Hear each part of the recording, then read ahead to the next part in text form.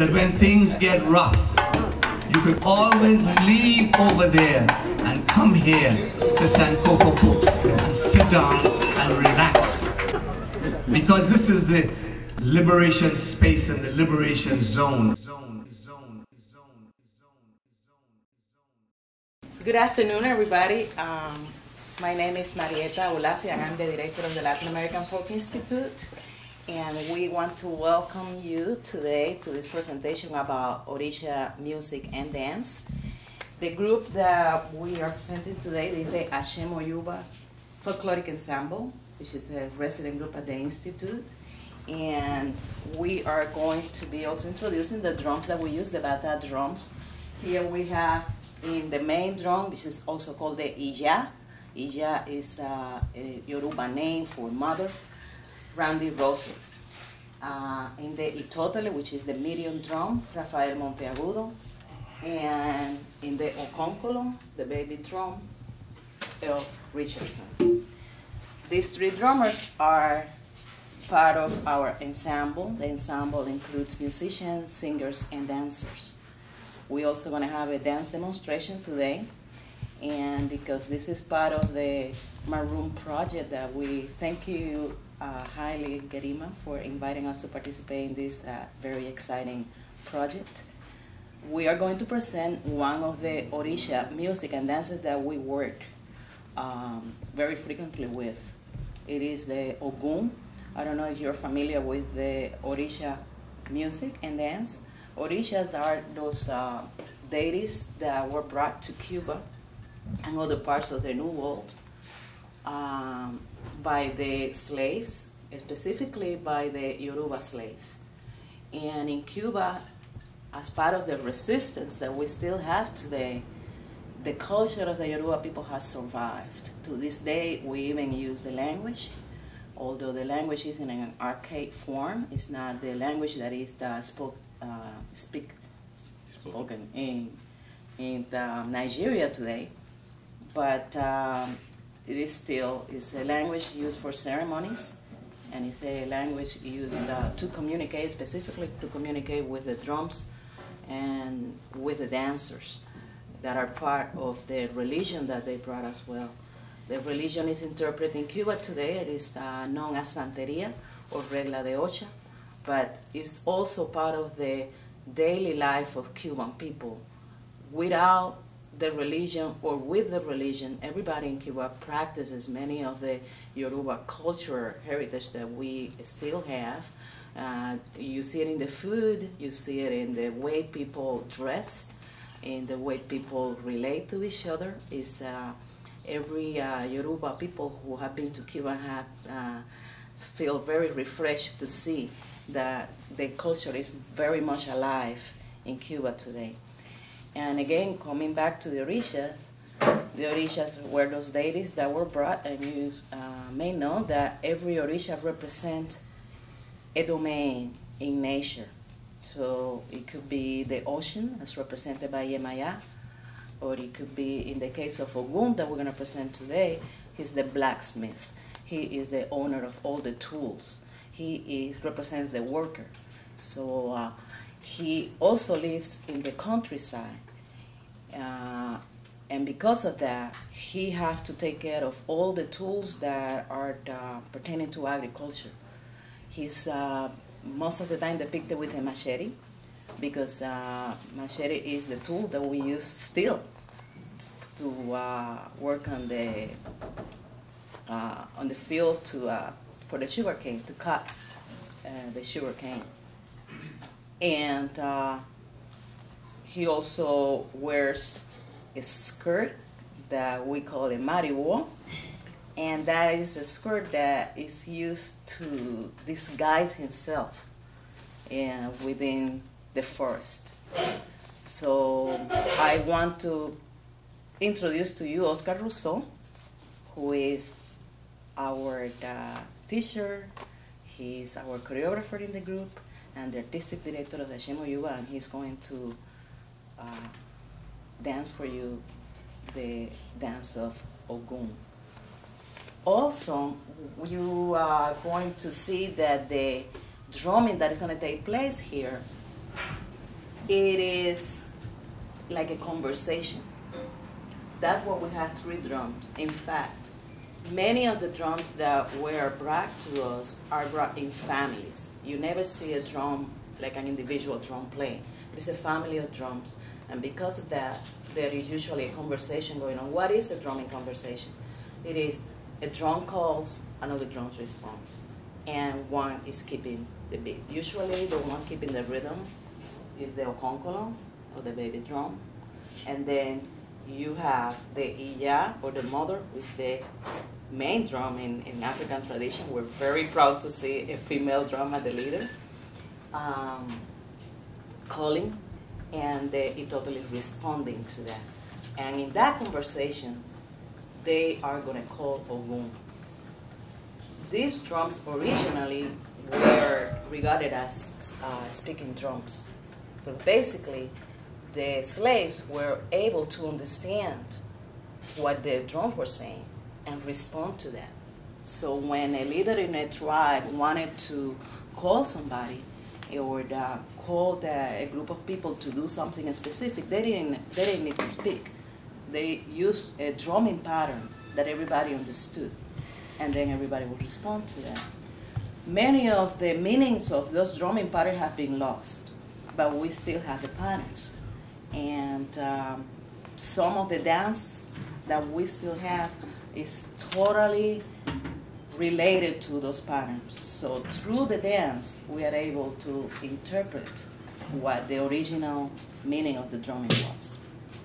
Okay? So I don't want to take much time, and I want to start.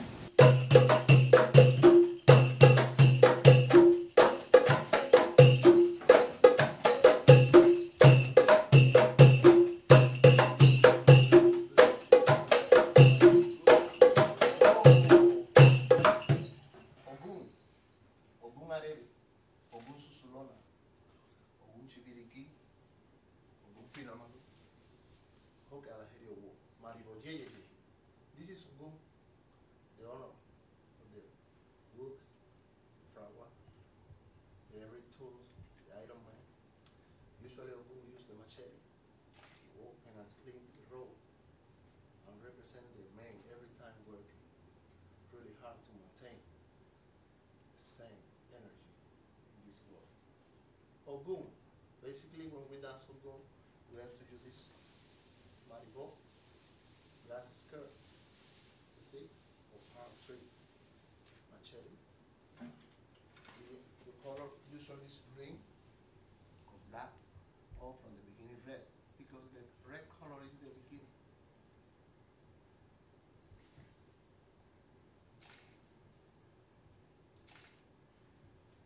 Ogundere arere, ire ogo ogua. Ogua nile okewa lona, ile obo ogua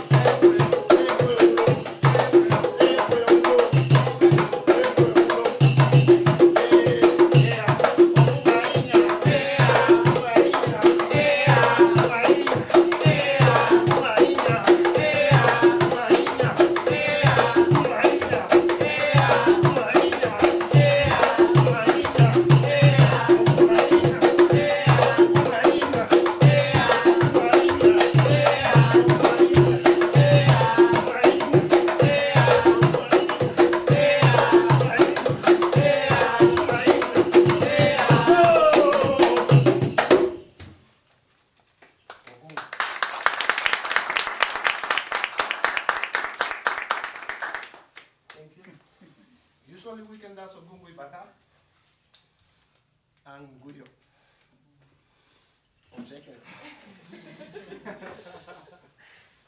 Yes, you see, this is a little representation about wood. A minute, please. 1 second.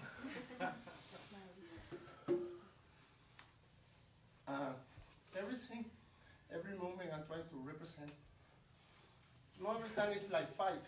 Look like fight, because my move really strong, good expression. Like.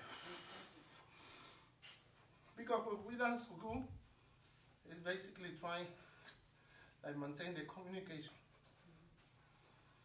Like floating, grounding, the energy, ground, giving.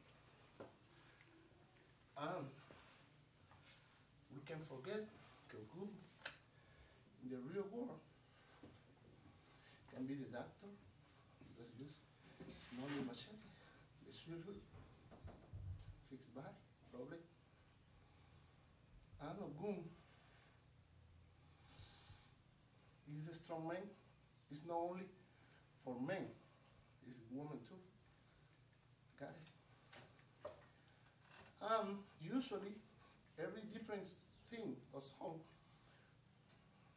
say something about the element, the nature, the place, the energy. Or sometimes it's only a little message about this. One particular pataki is the name for the story or short story.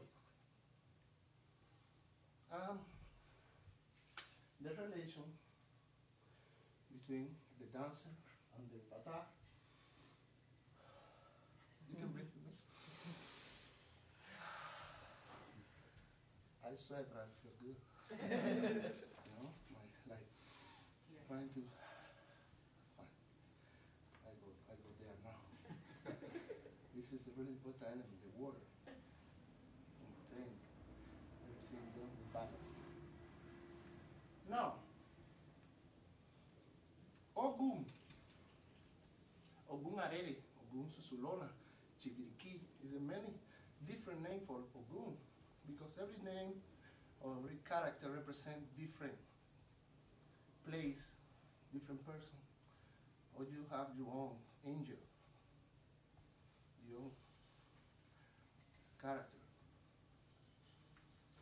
And when I do a mention for the different names, is trying to pray, call, you know, Ogun for the street, Ogun for the goods, Ogun for the close to the river, close to the train,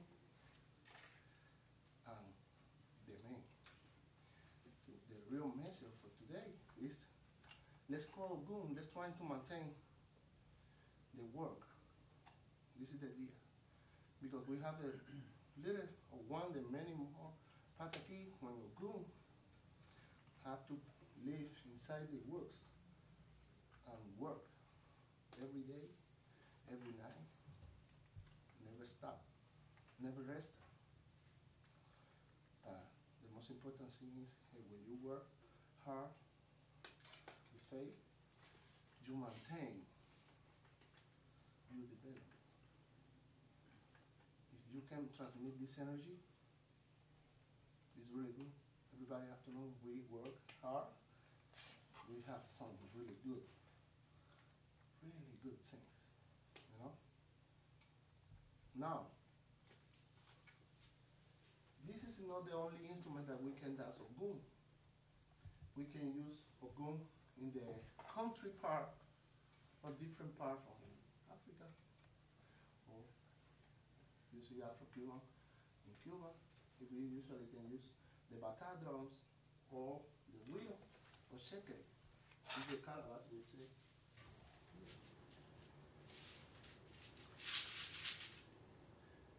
The difference is because, you know, the bata is the drum is in charge to play for every different part. Because sometimes it's really hard to maintain bata drums, congas, shaking it, ESI. We have a lot of influence from different part of Africa. No? Is the bata trying to play for this different part. Got it? So we can dance with griot, with just congas, or bata. It does not change because it's the same Orisha with different place, with different language or slang way to maintain the secret or just to define what is your place, your real place, or your group. Okay? You want to dance something with me? Somebody? You? Okay, now, like a Bacatron or play, we have to identify every different place, every different moment, or different story, you know, with the song. And basically it's the same language. The Bata trying to musicalize the songs or give it the rhythm or the melody to the little story. And usually when I do, for example, before Ada, this is the name for machete. Ada, machete, machete, Ada. The song saying Ogun Ada, the main dance with the machete. You know? When I chant the song, the drum have to chant too, not speed up or slowly, or just trying to maintain the relation. It's like a polyrhythm between dancer, song, and music. Alright? Now, one more time. Let's try to, you are part of my group now, we have to sing. Usually the tradition or the energy is basically when the choral part, choir support, you know, sing with me, or with their poem or their solo, trying to get high, maintain the more relation, more close, the energy. If you don't understand the song, just trying to repeat the noise, more mouse. That's fine. If we have to repeat a couple times, 1, 2, 3, when you understand, we can continue. If we're trying to maintain the little elevation, little by little, it's not only 4 or 6 or 7 songs. It's just trying to identify one specific situation, relation, or place. After this, we have to go ahead. All right? Are you ready to sing with me? Yes? It's very important. Yes, you open, feel confidence, throw away your energy inside you. You feel better. Okay? Okay. What is the Orisha we dance today? Ogun. Did you dance too? Yes. Ogun. Okay. Let's start, yes, because we play already, you know, the bata. Let's just play a little with widow or shake it.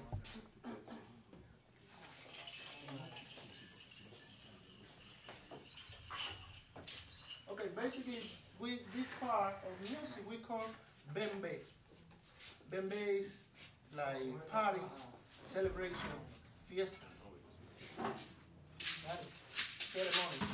Bembe, because we usually see the country part play.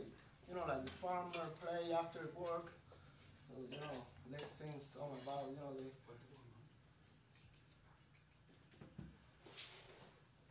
the earth, the wind, the water, the rain.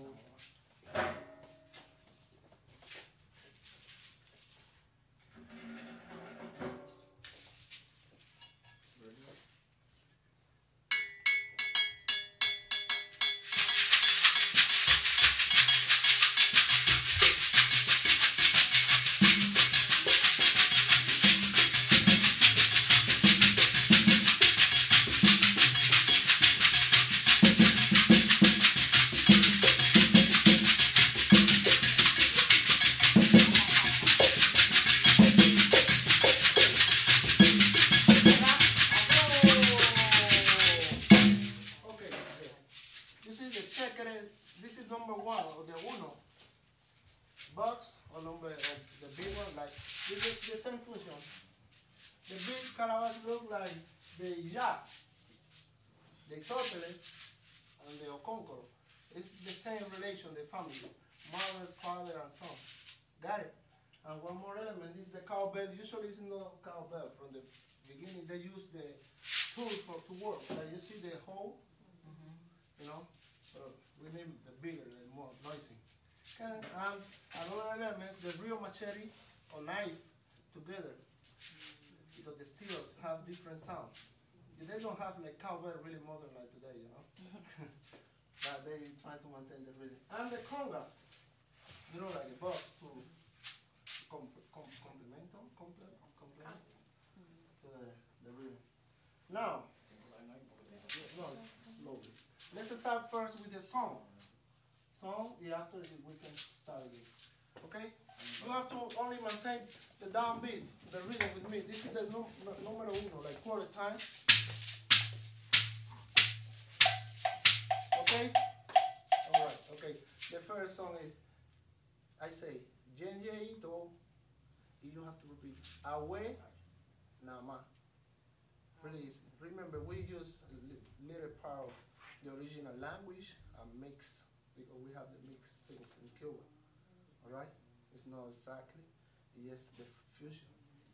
You have to learn, you know, learn about Gung, new language, new culture. I try to do the same. Alright? I say Jenjeito, you repeat Awe, Nama. Ah, good. One more time. Jenjeito, Awe, Nama. Now, if you put rhythm, we have to go, just chord, more flavor, no? I say, Jenjeito, in the chorus, say, Awe Nama, Jenjeito, Awe Nama, Jenjeito, Awe Nama. Oh, okay. Somebody want to dance because I want to sing this song. Okay?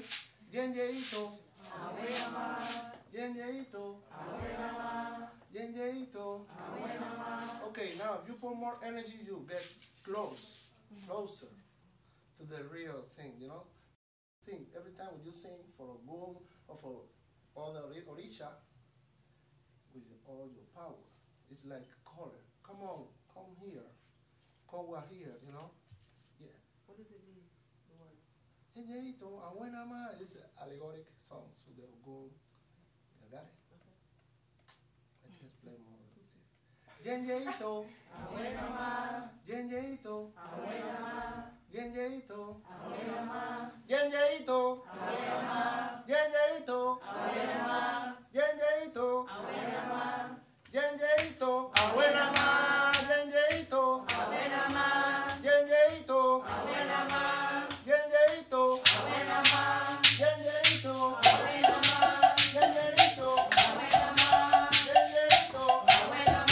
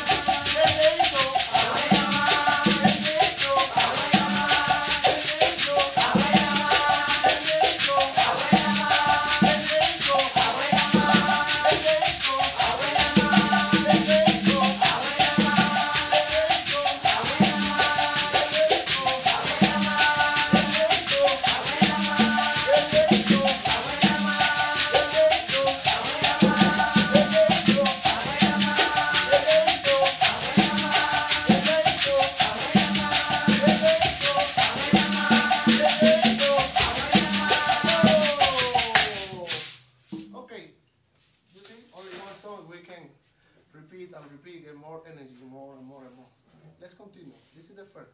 Jenjeito, Awenama. Number two. I say, Awe Mimo. Awe Mimo. You say, Awe Mimo Ogun. Awe mimo Ogun. Awe mimo Ogun. Awe mimo Ogun. Awe mimo. Awe mimo Ogun. Awe mimo. Awe mimo Ogun. Awe mimo. Awe mimo Ogun. Awe mimo. Awe mimo Ogun. Awe mimo. Awe mimo. Okay, it's really important because you asked me some before. Usually we have to sing, you know, they tell your parents during the song to throw away the little secret or the element or the attribute of the song for specific for the Orisha you mentioned during the song, you know?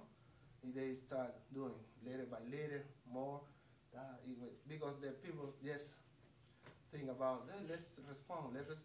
They pass, everybody know. Everybody pass the secret. Okay? It's like I mentioned the name and last name. Everybody say hi. You understand? Awe mimo. Awe mimo gun. Awe mimo. Awe mimo gun. Awe mimo. Awe mimo. The most important is trying to memorize because usually this is the oral transmission. We don't have like record, you know, or paper to write in the real ceremony.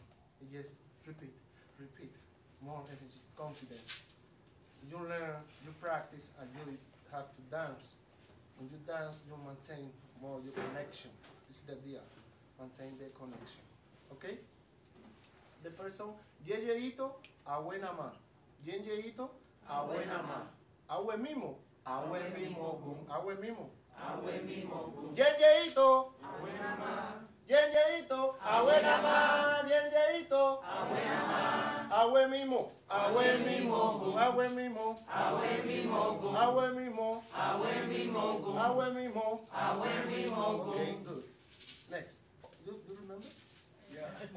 It's really important. If you don't remember, I give you every time the cue, you just have to repeat after me with confidence. All right? Odemaro e. You say you have to repeat the same. Odemaro e. Odemaro e. Odemaro e. Odemaro e. Odemaro e. Odemaro e. Odemaro e. Odemaro e. Ea ogun ainya. Ea ogun ainya. Ea ogun ainya. Ea ogun ainya. Ea ogun ainya. Ea ogun ainya. Ea ogun ainya. Ea ogun ainya. Ea Yenyeito. Awenama. Yenyeito. Awenama. Yenyeito. Awenama. Awe mimo. Awe mimo. Awe mimo. Awe mimo. Odemaro e. Odemaro e. Odemaro e. Odemaro e. Odemaro e. Odemaro e. Ea ogun ainya. Ea ogun ainya. Ea. You see, this is really a spontaneous way to sing. Now I can repeat the same song. For one reason, so I feel, you know, to sing a new song, you have to get it. I don't teach already, but I can say another song, you have to repeat. You know, make the noise, something. So more the time. Got it? If you sing, you know, give me your pass, the energy, I can maintain all this time singing and dancing with you. I know? You know? You know? We ready? Really?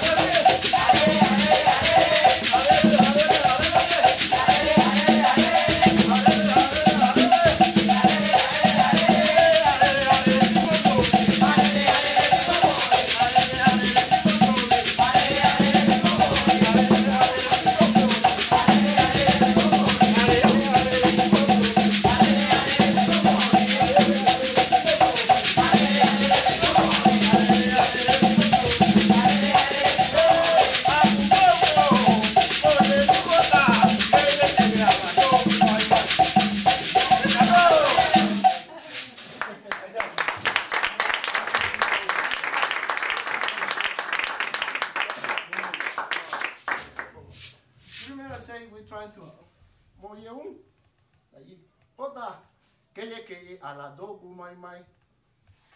You got it? Akukoko.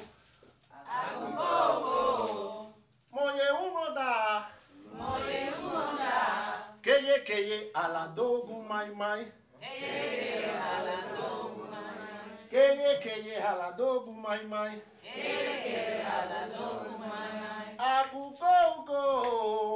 Moye umoda. Keye aladogu mai. Akukoko. Moye umoda. Keye aladogu mai. Come on, give me the power. Show me. Akukoko. Moye umoda. Keye aladogu my brother. Dogu mai. Good. Akukoko. Moye umoda. Keye aladogu mai. Akukoko. Moye umoda. Keye aladogu mai. Akukoko. Moye umoda. Keye aladogu mai. Akukoko.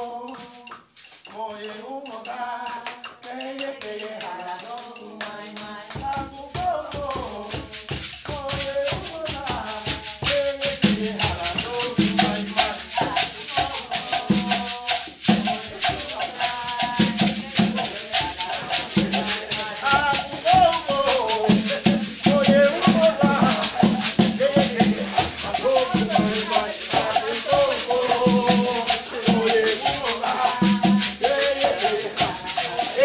Oh,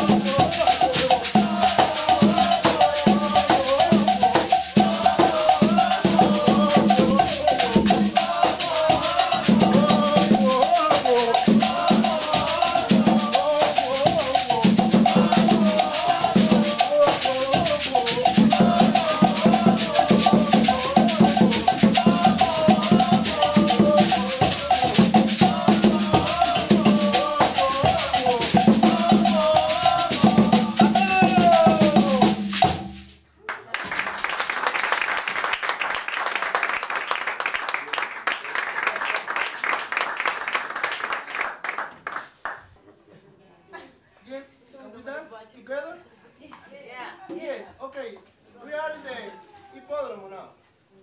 Everybody have your horse, second position. Bend your knee, bounce, come on. You too, my friend, come on, you're ready.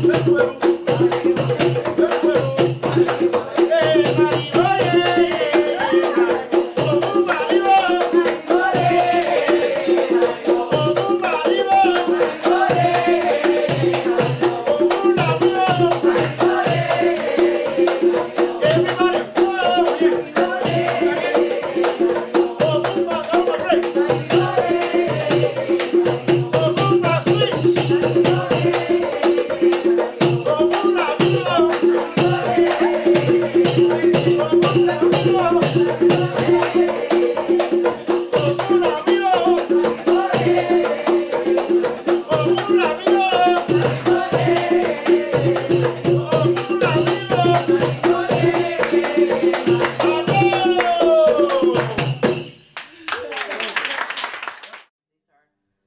songs or they are ceremonial songs, so you get the meaning of the song as a total, but not word by word. And most importantly, you learn how to use them and when to use them when you go into a ceremony, because when you know what it means, most people who are not familiar with the tradition use them wrong.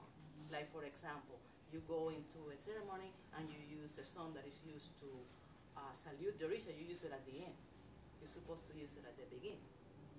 Sometimes the opposite happens. You say a goodbye song at the beginning of the ceremony. So even when you know that it may be a song for the legua, you may use it wrong. So that's the kind of things that are taught at the institute. That's in September? Yes. That's at the institute, yes. I didn't get to hear like the introduction. Where did you guys come from?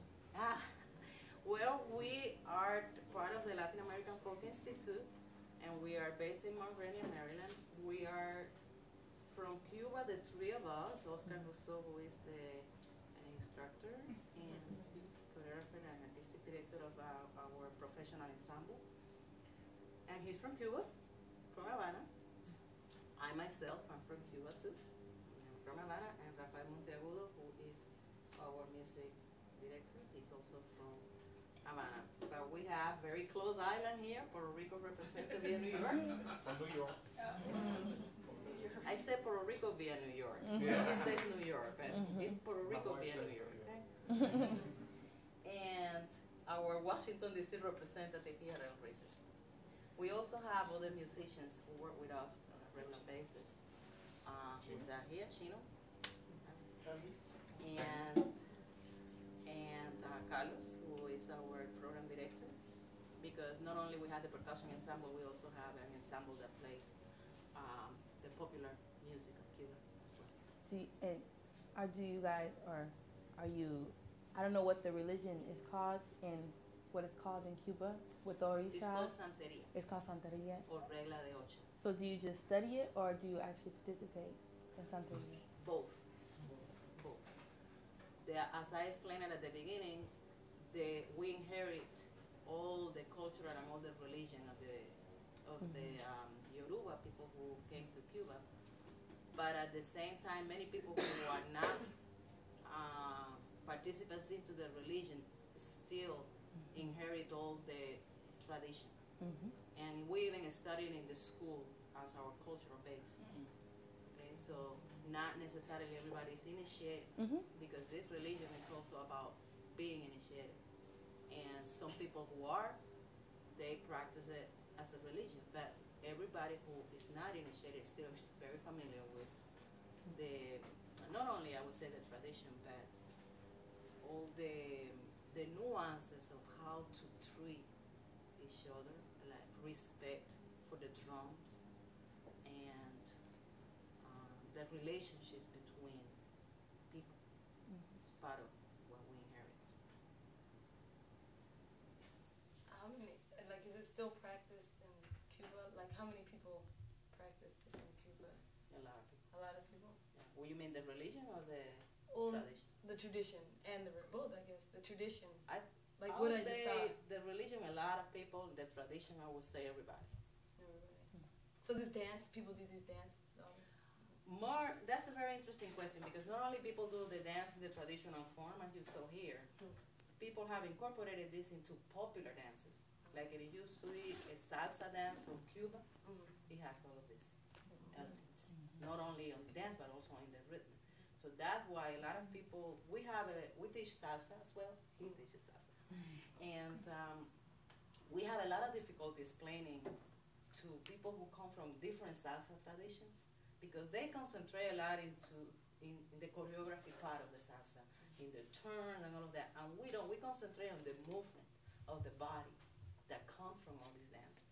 But then here, from all this movement that we got from the different African traditions, that what you saw today was specifically the Yoruba and at the end the Yesa, but we have many other traditions as well, like the Bantu that we have, which came from the Congo, and it's very common, very popular in Cuba.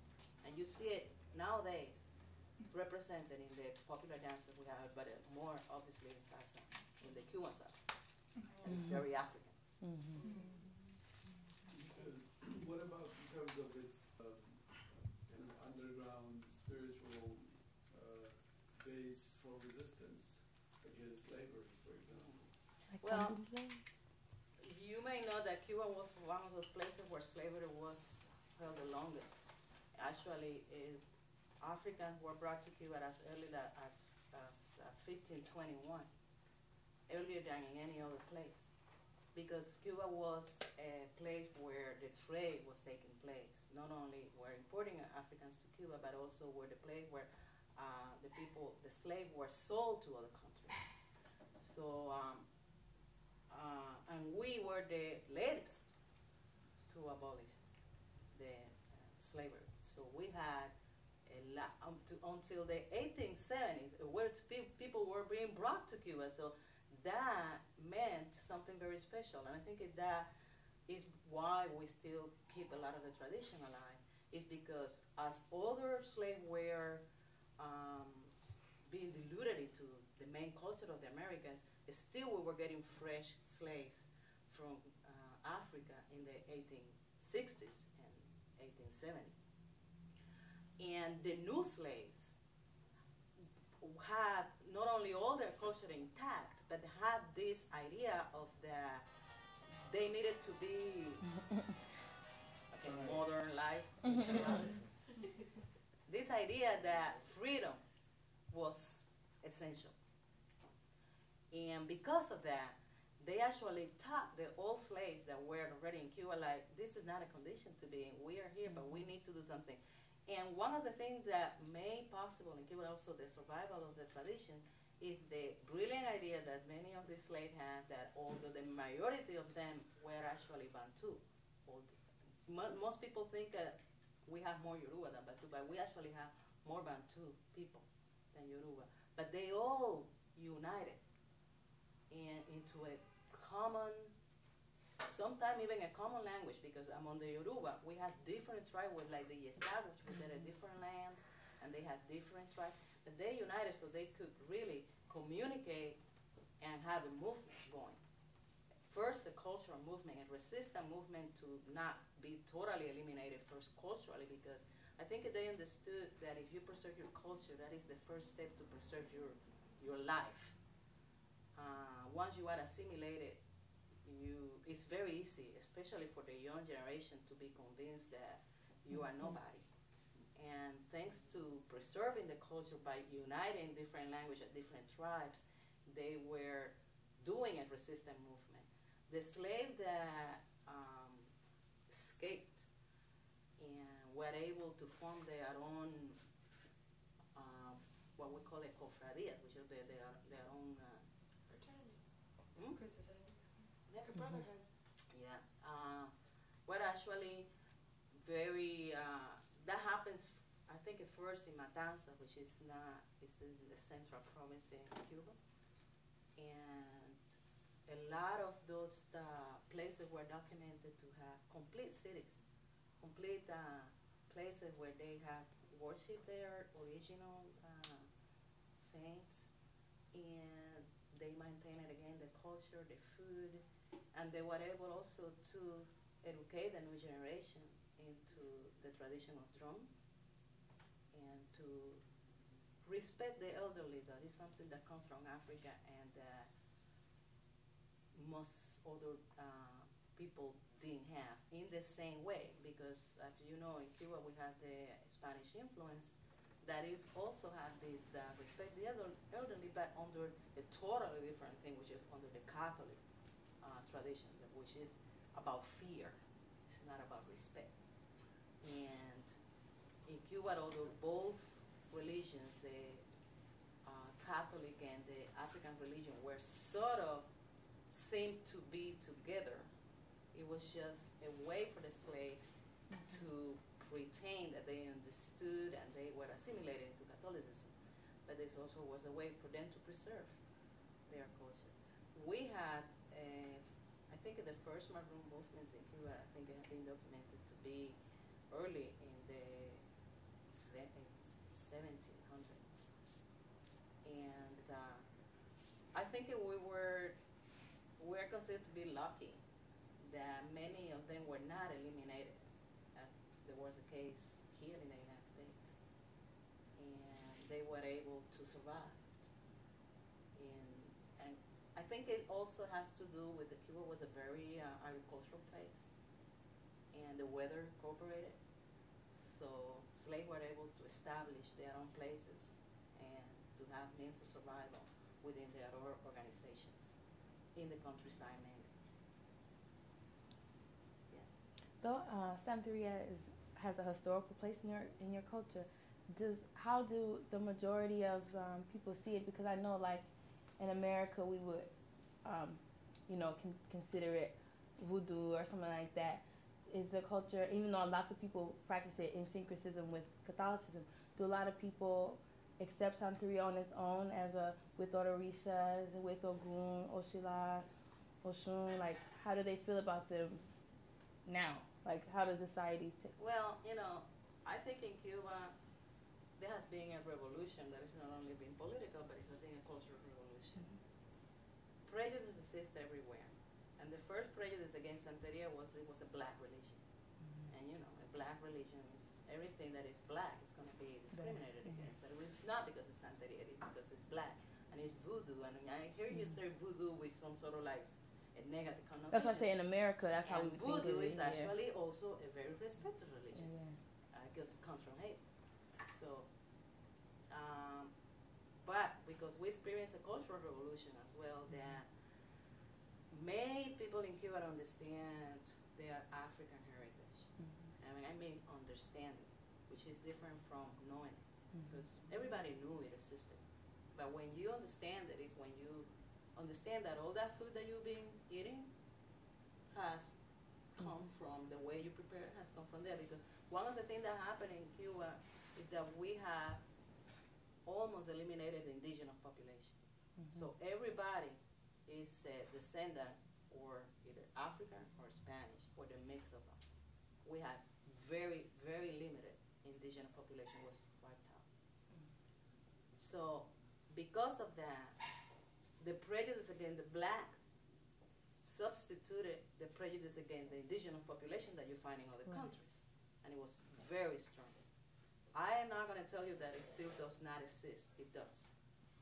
But because everybody understanding, and even we study in the school, the heritage, people accept it and people embrace it. Mm-hmm.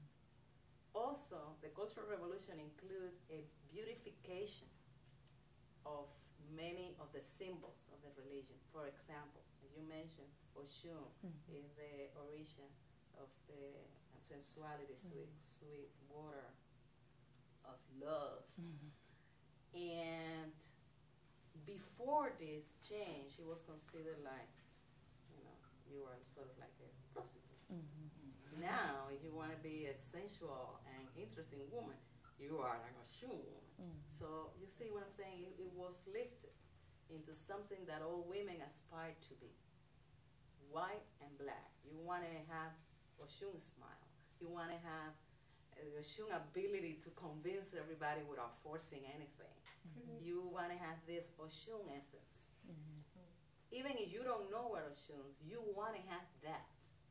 So it means that value was added to that tradition. While it's still there is prejudice about practices, some of the practices that the tradition has, that the religion has, the value of the essence of what it represents is there. So we have had that cultural change. You go to Cuba now and you see women adorned using the colors and the colors and the splendor of the religion, and not being at all ashamed of being part of the religion, something that happened before. You see people wearing their necklaces proudly now, and you see people in the religion and outside of religion together with no problem. When I was growing up, and I'm not going to tell you when that was. When I was growing up, I was in a sort of nice neighborhood, and it was not allowed, I was not allowed to mingle with religious families in my same block, because that was, no. Although I'm black, but these were different. Today, that doesn't happen. I don't know if that answers your question.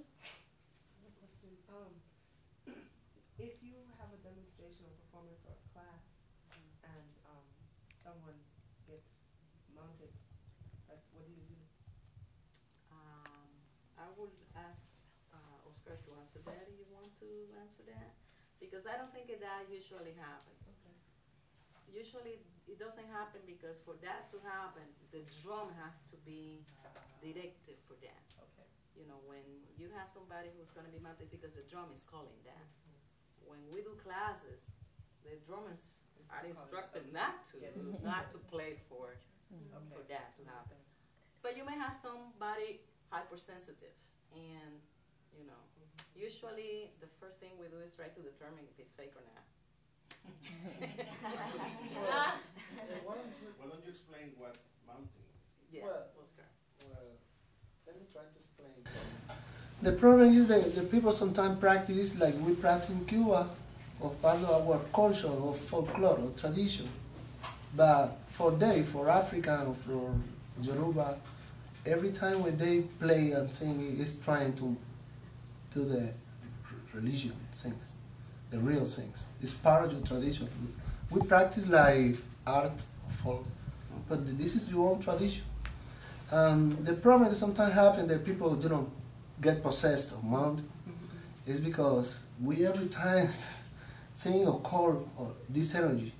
Every time when we practice, we do it, you know, artistically, but we every time, you know, maintain this spiritual communication. Every time the drums have the specific language, the song, the proposal, and the dance is the only element that you can, you know, get there.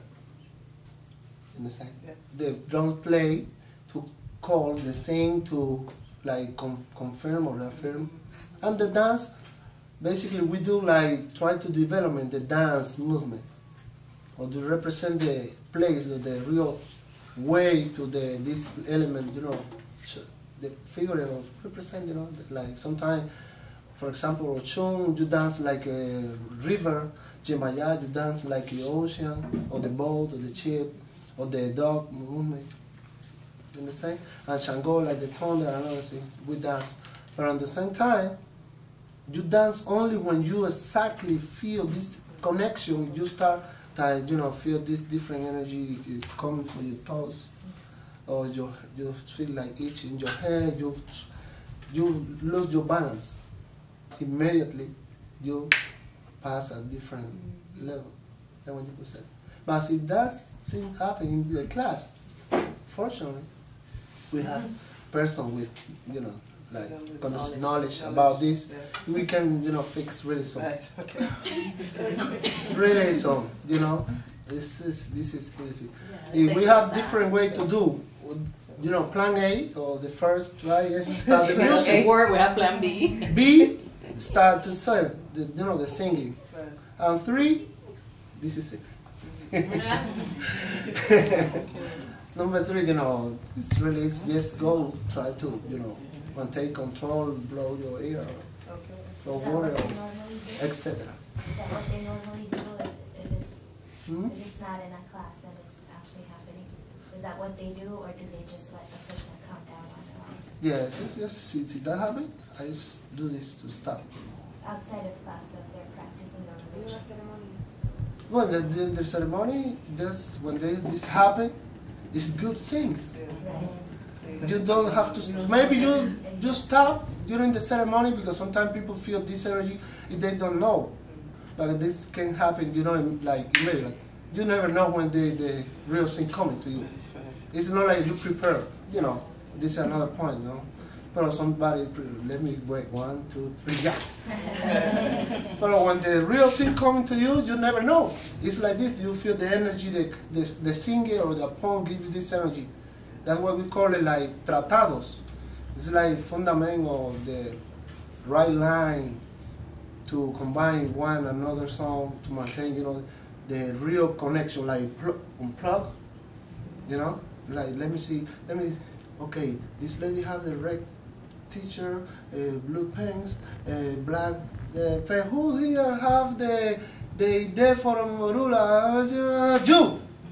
If you feel, yes, I feel, oh, yes, yeah, this is the way, basically, that upon doing. Let's try to do something, say something. Let me call you, last name, family. If you don't recognize me, how can you see? The lead singer. The lead singer, you know what I'm saying? Is it that happen? You have to push. That's what the chorus start to do, your good function. Okay, this process, come on, chorus, closer, drummer, higher, bang, shake the maraca, the achere, come on, higher, song, chorus, power, you're trying to like, give it this, let's fly. Because after this process, like you get possessed and you lose your control, you have to go back knowing your own body. The spirit of the mensajero, messenger, a messenger. Yeah, okay, now tell me something. You come from another, another spirit from Africa or whatever place. Okay, you're here for one mission. Tell me. I know, you wait for somebody, you need tomorrow morning, you have to go to fix something, etc. Don't feel scared, okay? All right? And we only, work. That's happened maybe sometimes 10 minutes, 15, 30, or the whole ceremony, or just one moment, say something, and stop, change, cut the cable, blackout, depend. Here the Earl was having an interesting question. He wanted to know what was the relation to the Mambises, the Maroons and the Mambises. The Mambises were the warriors that we have in Cuba, the fighters against Spain, and there was the army that organized and actually was able to successfully liberate the island from Spain. And one interesting thing is that many of those Mambises themselves they were Maroons. And we, in some of the Mambises army that we had, they actually went, because they knew where the Maroons were, they actually went to look for the Maroons to really enlarge their army. And I think it's one of the first professional army that included a lot of black people. The second war or the first war? The first war. The first war. And the second war was very officially, because by the second war, we had a famous Carlos Manuel de Céspedes, who actually gave all his slaves freedom. And the slave decided to stay and fight with him against Spain. That was in the second war. Yes. I'm Nigerian. I'm wondering, what is the interaction, if any, between, say, the Orisha priests in Cuba and, say, Vodun priests in Haiti, or the other variations of Ifa throughout the Caribbean, and then say, has there been any interaction, any kind of rapport, any kind of relationship between the Ifa practitioners as it's been interpreted in the Caribbean and as it is back on the continent? You mean Que si hay una conexión entre las religiones en Nigeria y en Cuba, con los babalaos de allá, del continente, y con los babas de la isla. Si hay alguna relación que ustedes sepan o que si han tenido contacto. Yo sé que sí. Yes. We have a lot of relations, really new now. Because the really important thing in Cuba happened is for a long time ago, the culture, the African Nigeria culture go to Cuba. The time, like the new generation maybe change a little. The really base, the old tradition we have in Cuba just the beginning of the tradition that you bring to us. The, you know, like the ancestral tradition, the secret, the way to do the things. If for many reasons in Africa or Nigeria maybe change this the little, you know, the other religion, and for that reason, you know, the more interested person or practicing, they go to Cuba to try to, you know, like rescue or confirm or just to clarify. Let me see, because you have some here is true, and others maybe the fusion or the combine with another, or if they try to go back. Now this is really important, like element that we have to, you know, like society now in Cuba.